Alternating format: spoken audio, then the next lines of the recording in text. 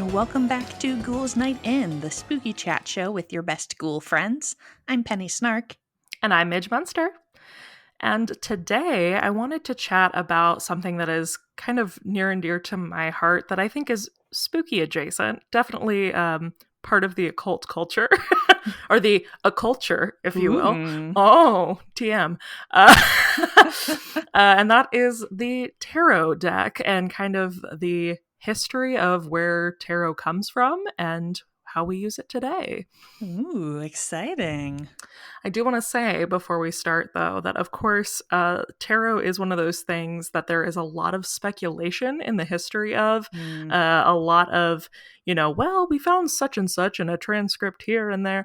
So this is the representation that is my understanding of the deck. If I misrepresent it, please don't crucify me for it. And also please share any information you have. I love to learn more and more about this. So starting off, what are tarot cards? What are they? What are they?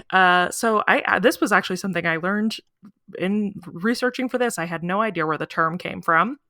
So the term tarot derives from tarocchi, which is the Italian, it's the root of the Italian word taroc, which means foolishness.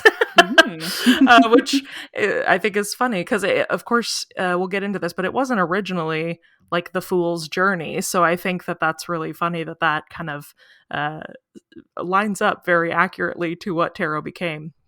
But long before they were used as divination tools or anything like that, the tarocchi was specifically just a card game. It was the first traces of it show up in 14th century-ish in Italy. And it was very similar from the texts we have about it, like very similar to modern day bridge, which is really funny to me. And basically, like at that time, there's no printing press. So artists would paint these cards, and they had the four suits, wands, coins, cups, and swords. And these like predate, of course, anything we have, like our modern hearts, diamonds, clubs, spades. So these are like the OG playing cards. And the Italians would have these painted. Most people who could afford to have them painted were of like wealthy families.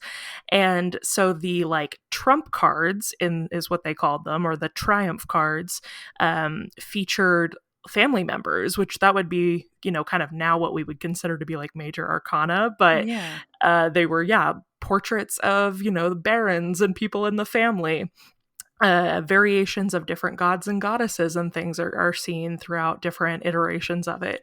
And it isn't till around the 18th century that we start seeing them actually used as a form of divination. And I feel like this is going to surprise no one, but guess who starts using them to tell fortunes? It's the frickin' French. We love the French. They're like, ooh la la. Oh la la. Apologies to any of our French listeners.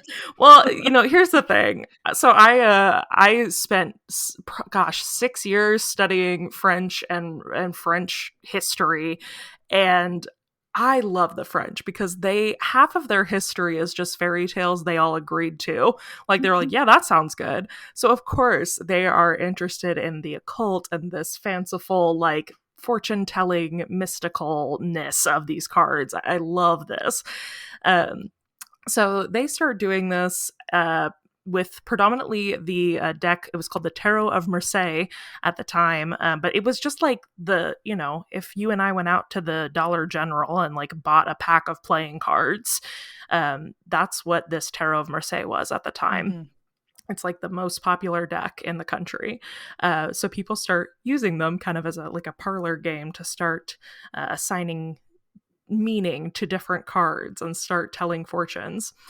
And it becomes like such an association with the occult, basically, that they made a whole new deck, the Tarot Nouveau, for playing cards, because it was starting to be seen as like a ooh, if you had the Tarot of Marseille in your home.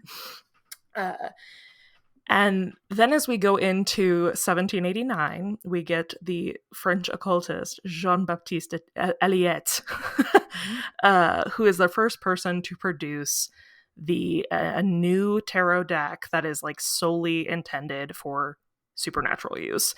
And that is the first time we see the 78 card deck, which is, of course, organized into the 22 major arcana and the minor arcana. And arcana, I learned, is Latin for secrets. Oh, secrets. So we have the major secrets and the minor secrets. And there's some kind of feelings about Jean-Baptiste because they were trying to kind of link the meaning of the cards and such to Egyptian texts, Right. but with no real backing for that. Yeah. So there is still a lot of talk today that the tarot is linked to ancient Egyptians, where there's really not any trace of that on a paper trail anywhere. And so, they start using this deck. Later, as we move into the early 20th century, we get British occultist Arthur Edward Waite, which, if you are a tarot person, I'm sure your ears just perked up at the name Waite, because you all know where this is going. He, though, didn't really subscribe to the idea that the cards were rooted in anything, like, because at this point people are talking about the Tree of Life and Kabbalah and ancient Hebrew texts. Everybody's trying to link these cards back to some mystical, like, ooh. And Arthur Edward Waite didn't really subscribe to that, but he did think he did see the value in the cards and the imagery, the importance of that imagery to the occult. And so he, at this point, teams up with artist Pamela Coleman Smith, a woman. Yay! Woohoo! And sisters are doing it for themselves. And they together collaborate and create the Rider-Waite Smith deck, which most people now know as the Rider-Waite deck. Of course, we took the woman out of the title. But that is the first time that we see this, like, this deck is expressly for fortune telling. Specifically, what was different about this, as opposed to like Jean-Baptiste's deck, it's the first time we see the minor arcana also illustrated. So like the Four of Cups, beforehand, that was literally just 4 cups, much like if you drew a 4 of diamonds out of a playing card deck. But Pamela Coleman Smith comes in and gives these beautiful imagery to all of the full 78 cards. And this is where people start really being able to, assign real meaning to each individual card that you pull. And that is where we start really seeing the development of the tarot. It is, of course, if you don't know, the major arcana, the 22 cards, kind of lay out what is called the Fool's Journey. So the Fool is the first card in our deck, and the first 22 kind of lay out the Fool's journey into enlightenment, into they're kind of made to reveal these major secrets about the spiritual awakening of life, basically. And then the minor arcana, the minor secrets, are supposed to kind of give you these clues into like succeeding day to day. There are lots of different ways to read tarot, and every like individual is going to put a little bit of their own spin on the cards. But there are lots of very traditional, I would say, like spreads you can do. I personally started reading tarot, gosh, I want to say probably 3 years ago now. And like I pull a daily card for myself. But you can do like a 3 card. That's a very popular past, present, future. There's of course the big like 10 card Celtic cross pull. lots of different ways to tell the future, or um, I don't consider it future telling per se, but we'll get more into that later. But I want to take a breath and let Penny jump in here too. Because you said you do own a deck as well, correct? I do. So I got my first tarot deck when I was in high school. Oh, Um, nice. a a family friend gave me a Lord of the Rings themed tarot deck That's awesome. because I was a big nerd. I am still a big nerd who loves Lord of the Rings. You? I know, shocking. But yeah, I had a little bit of a reputation for doing tarot readings in my freshman dorm, Oh my but gosh. for all the ladies on the floor. But I do You were putting the smooth moves on them with the tarot. always. But I did just recently, for my birthday, actually, a good friend of mine got me Fyodor Pavlov's deck, Oh, nice. who is a wonderful artist, and he has a beautiful, fully illustrated deck that he made that was actually pretty hard to get your hands on. So I'm We very we love a excited to man have with a a beautiful copy. deck. Yes. That's awesome. I didn't realize you had that deep of a history with the deck. That's cool. I Yeah. I hadn't owned a deck until, yeah, like I said, like 2 or 3 years ago. My best friend's mom actually was, well, still is, a tarot reader, and she would do readings for us when we were like 11, 12 years old. She would like teach us about the cards, and I remember being very like pulled to it, like Hmm. very excited about it. But I also, we've talked about this a bit with the Ouija episode. Like I was raised in a very religious family. And so I had a healthy fear of all things that were associated with the occult. But now, of course, I love them. I love my tarot deck, and I think I in in only like 2 or 3 years, I now own 5 decks. I think They're so pretty. Like that's the thing with they're tarot decks is beautiful. I'm like there isn't necessarily a like they're all the same cards. Hmm. So it's not like you're like, "Oh, I need another one for like it's not like Magic the Gathering where like you're getting a different different things." But they're all so cool looking. Rider, wait, gotta catch 'em all. Yes. No, yeah, they are so beautiful, and it's really interesting to see the different takes of each, because there are like major symbology on each card that most versions of them still reflect. Mhm. Like I just got my friend gifted me the Meryl Streep tarot for Oh. Christmas. But it still has like the black and white pillars on the oh my gosh, my brain, not the Empress. The Nope, it's gone. Anyway, I am an expert.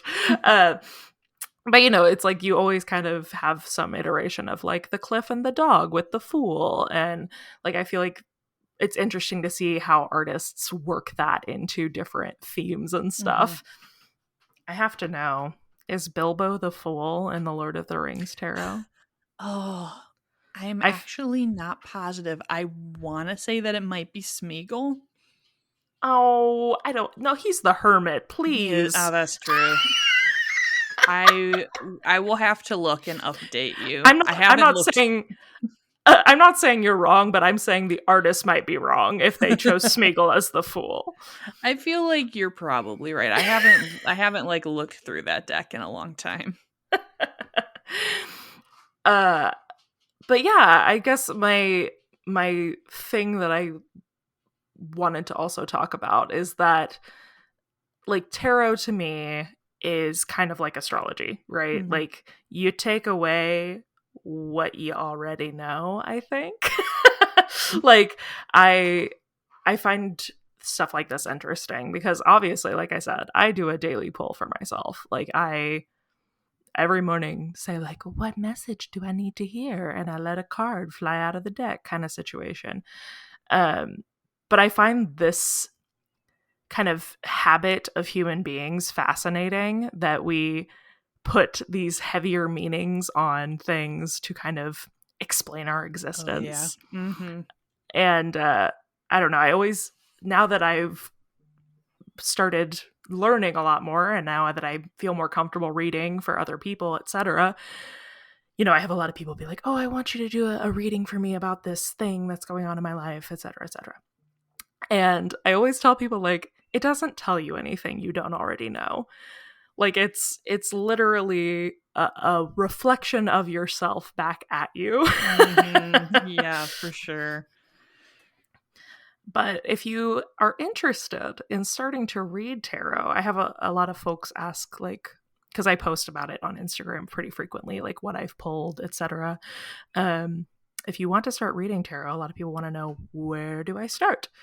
And we touched on the Rider Waite deck. I personally think that's a really good place to start if you are buying your first deck, just because it is like Penny said, all of the decks that have come since that are versions of that deck.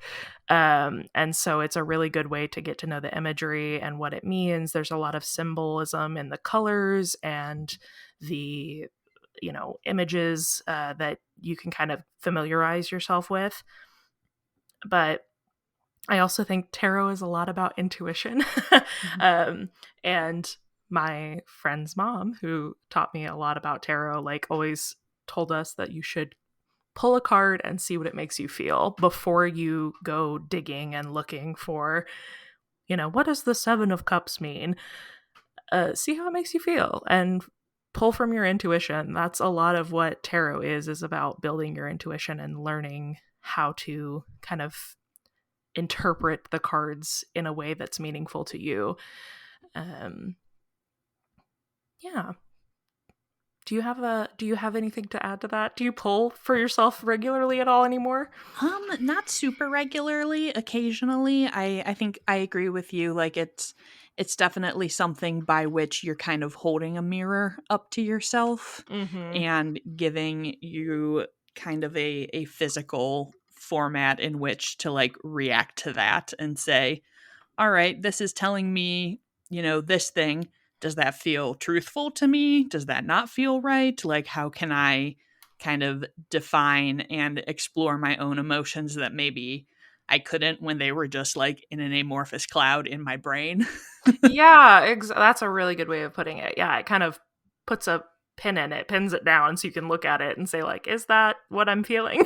Yeah, I feel like I always enjoy like the social element of like tarot too. I did bring my new deck when I had as I've mentioned before like a friend visiting over Halloween, and I Mm-hmm. did like 3 card readings for them because it's the college friend, so it was kind of like a flashback to Yeah. those times. And it's fun to just kind of put those things together. And maybe this may be like the wrong way to approach it, so apologies if it is, but it always feels kind of good to me as someone who like is a writer and storyteller kind of person, like trying to kind of track how the elements move across like a spread and being No, able to definitely. kind of find those things. Like, obviously I've taken lots of literature classes, so I'm used to like seeing themes and symbols and kind of identifying things, and it's a fun and funky to kind of look at your own life that way and try and kind of piece it together and put it into that format.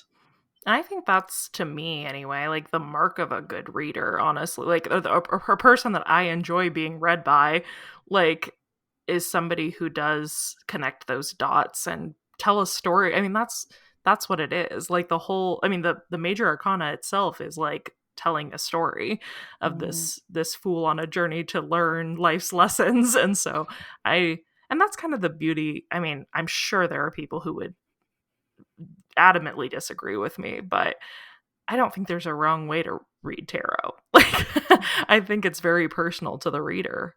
Um, and I think that's what's kind of interesting about it. Like, of course, the cards have base meanings, but it's always really interesting to be read by different people and kind of get their insight. Yeah, I did That's once have a random wandering tarot reader at an event have me pull a card and then ask me if I had heart disease in my family. And I was like, um, yeah, no, I what? don't. I do not agree with that method. I was just like, yeah, that's not a hit. Thank you. And that's like, there's so many like less than ethical tarot readers too, so that's always rough. And like something that's always interesting to me, like I don't consider, for example, the death card, hmm right? There's so many readers that pull that and they're like, you're gonna have a death in your family, like something dramatic. And like for me, when I pull the death card, I'm like, oh, you're like coming to an ending. Something in your life is coming to an end, a hmm chapter. Like it's a new beginning in my eye. Like it's so varying just depending on how you see the cards. But that again, I think it's kind of like asking advice from a friend. You're going to get a little bit of a different perspective from everybody, and Yes. that's okay. Very true. Do you have a card that shows up for you a lot, or like a favorite card that when you pull it, you're like, yeah? Ooh, I feel so. I am not super memorized on all of the cards, so Mm-hmm. I always am like looking stuff up. But I feel like I always get excited when I get like a wands card, and Mm. usually when I read those descriptions, I'm like, yeah, hell yeah. That's true. I guess too. Yeah, favorite like suit. My favorite suit is Pentacles. So that's yeah. Wands is very. I feel like very actions based, like how you're going to take control of something. So Yeah. that makes sense for you to me. Yeah, I And mean, I feel like I mean, who doesn't like the Empress? You like a strong lady? yes, do you know about that you can like kind of like a birth chart? There you have birth cards. Do you know about Oh, I've this? never heard of that. Yeah, so you can put in your little charty chart, your little birth date, time, place kind of situation, and there's two for every person. They're always major arcana. Mhm. But one of mine is the Empress. The Empress and the World are mine. Um, Nice. I'll we're have gonna to have to look that figure out. up. I was gonna say we're gonna have to figure out your birth cards, post them on the Instagram stories later. Yes, follow us to find out what my birth cards are. Yes. Exclusive for the Instagram. Exclusive hot content.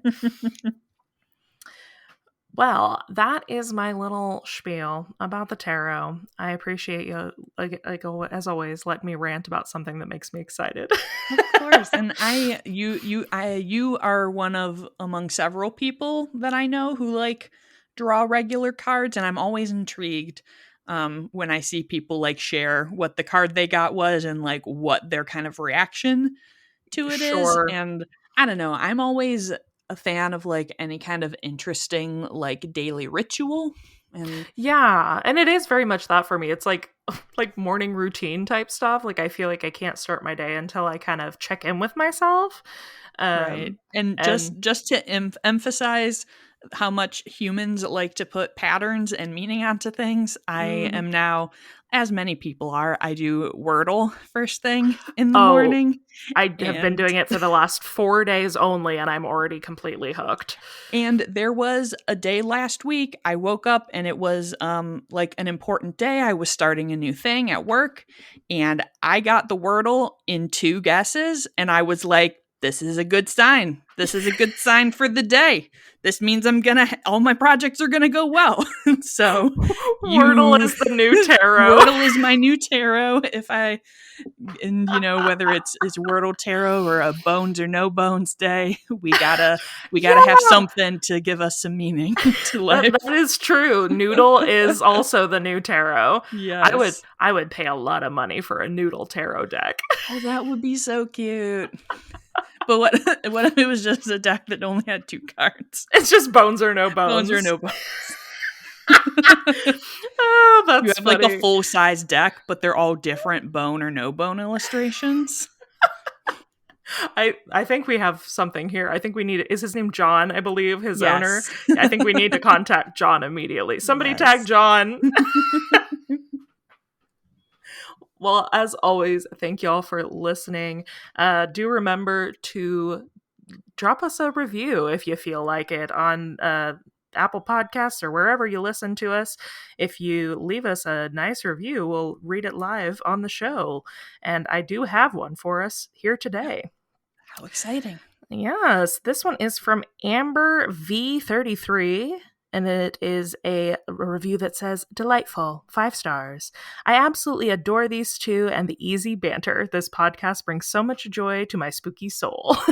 Oh, thank you, Amber. Thank you, Amber. We're so glad you enjoy it. And of course, if you are looking for more content from us ghouls, you can follow us over on Instagram at Ghouls Night in Pod. And you can find me over there at Midge Monster.